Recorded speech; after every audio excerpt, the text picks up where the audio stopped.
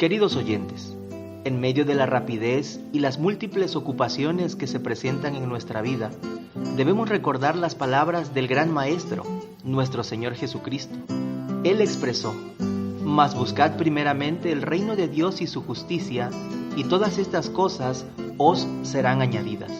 Es mi deseo que al meditar en los consejos de su palabra y al ponerlos en práctica, seamos guiados y prosperados en todo lo que emprendamos.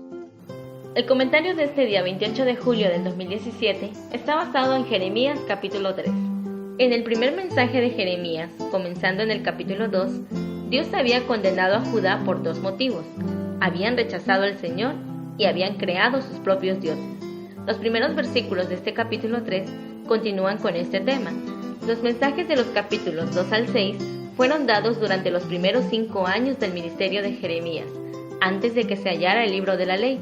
Sin embargo, durante ese tiempo, Josías, un joven como Jeremías, estaba buscando al Señor e instituyendo ciertas reformas en la nación. Principalmente, estaba intentando limpiar a Judá de la idolatría. En realidad, esa nación había abandonado al Dios viviente y se había entregado a la idolatría. Podemos ver que los esfuerzos combinados de este joven rey y del joven profeta Jeremías tuvieron un efecto importante sobre la nación. El comentario bíblico adventista divide este capítulo en 4 secciones. Del 1 al 5 habla sobre la gran misericordia de Dios a pesar de la vil prostitución de Judá. Del 6 al 11 menciona que Judá es peor que Israel. Del 12 al 19 las promesas del Evangelio para los arrepentidos se hacen presentes. Y finalmente en los versículos del 20 al 25, Israel, reprobado y llamado por Dios, hace una solemne confesión de sus pecados. El pueblo se había inclinado hacia la idolatría porque era la forma de vida más fácil y más popular. Las personas comúnmente tomamos el camino más fácil y más concurrido, sin tomar en cuenta lo que es correcto, y eso normalmente nos aleja de Dios. Esto mismo hizo el pueblo de entonces, pero era un sendero que conducía a rebajar sus normas y los hizo descender a un nivel moral muy bajo. El versículo 1 del capítulo 3 dice lo siguiente: «Dicho está, si alguno deja a su mujer, y ésta se va de él y se junta a otro hombre, ¿volverá de nuevo a ella? ¿No será tal tierra del todo mancillada? Tú pues que has fornicado con muchos amigos, ¿habrás de volver a mí?», dice el Señor. Como podemos apreciar, el reino de Judá había caído a un nivel muy bajo y había una gran inmoralidad en ese pueblo. Sin embargo, Dios estaba pidiendo a aquellas personas que volvieran a Él. La constante misericordia de Dios nunca nos ha dejado. Nosotros insistimos en alejarnos y Él en acercarnos. Una vez más, la analogía es evidente, ¿no le parece? La sociedad contemporánea en general ha abandonado al Dios vivo y verdadero, lo cual resulta obvio en la condición moral de muchas personas, para quienes las únicas limitaciones en esa área son las que permitan las circunstancias. La falta de respeto a las leyes para burlar las normas jurídicas, la deshonestidad y la corrupción parecen extenderse en muchos sectores sociales. La conversación y el vocabulario descienden de nivel y reflejan la tendencia que estamos describiendo, incluso a partir de la niñez y la adolescencia. Y Dios dijo en el versículo 3, «Por esta causa las aguas fueron detenidas y faltó la lluvia tardía. Te has mostrado como una prostituta y no has querido avergonzarte». La rebeldía es negarse a seguir el camino de Dios, es negarse a escucharle a Él. Y cuando nosotros actuamos como las novillas, cuando afirmamos nuestra voluntad contra la voluntad de Dios, terminamos haciendo lo mismo que esos animales, es decir, retrocediendo en vez de avanzar.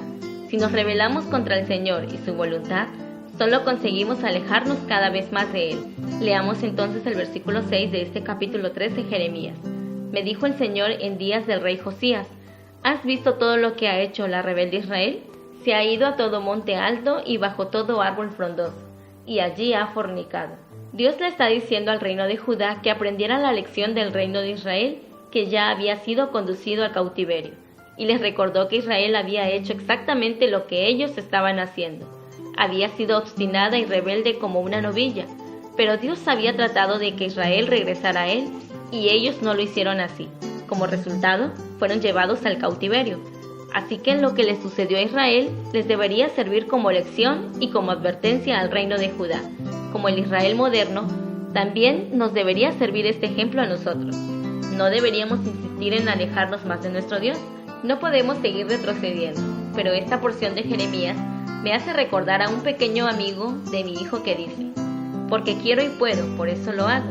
Y es así como actuamos la mayoría de las personas, retrocediendo en nuestro caminar con Dios porque queremos y porque podemos.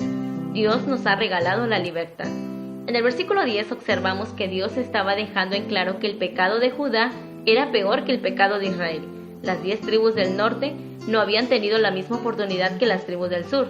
Las tribus del norte no tuvieron el templo y tampoco tuvieron una copia de la palabra de Dios. Por lo tanto, el juicio sobre Judá sería mayor. Con todo esto, en el versículo 12, Dios le estaba diciendo a Israel que les traería de regreso a su tierra si regresaban a él. Aquí vemos la gracia y la compasión de Dios, y en el versículo 13 continuó diciendo: reconoce pues tu maldad, porque contra el Señor, tu Dios, te has levantado y has fornicado con los extraños debajo de todo árbol frondoso, y no has escuchado mi voz, dice el Señor. Hoy el gran problema es la falta de confesión de pecado. Encontramos que en algunos movimientos que se consideran espirituales falta el arrepentimiento. A veces publicamos cuánto amamos a Dios, pero como la Biblia dice, nuestro corazón lejos está de Él. Al final del versículo 19 dijo: me llamaréis Padre mío. Ningún israelita en forma individual jamás llamó a Dios su Padre. Él era el Padre de la nación de Israel. Y en Éxodo 4:22 dijo Israel: es mi hijo. Pero él nunca llamó a David su hijo. En el Salmo 89:3 lo llamó David mi siervo. Él nunca llamó a Moisés su hijo. En Josué 1:12 lo llamó mi siervo Moisés. Es solo en esta época de la gracia que somos llamados los hijos de Dios. ¡Qué privilegiados somos! Él continuó su invitación en el versículo 22 de Jeremías 3. Convertíos, hijos rebeldes, y os sanaré de vuestras rebeliones. Aquí estamos, venimos a ti, porque tú, Señor, eres nuestro Dios.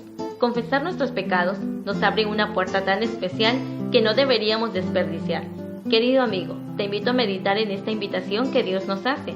Él nos llama y nos pide que nos pongamos a cuenta. Recordemos que su muerte en la cruz nos coloca en la mejor posición. Si confesamos nuestros pecados, Él es fiel y justo para perdonarnos. Por ello necesitamos presentarnos humildemente ante Él. Quiera Dios que nuestra reacción, nuestra respuesta, pueda expresarse con las palabras de la última parte del versículo 22, en la cual el pueblo respondió: aquí estamos, venimos a ti, porque tú, Señor, eres nuestro Dios. Para concluir esta meditación, quiero invitarte a reflexionar en estas 3 lecciones prácticas. 1.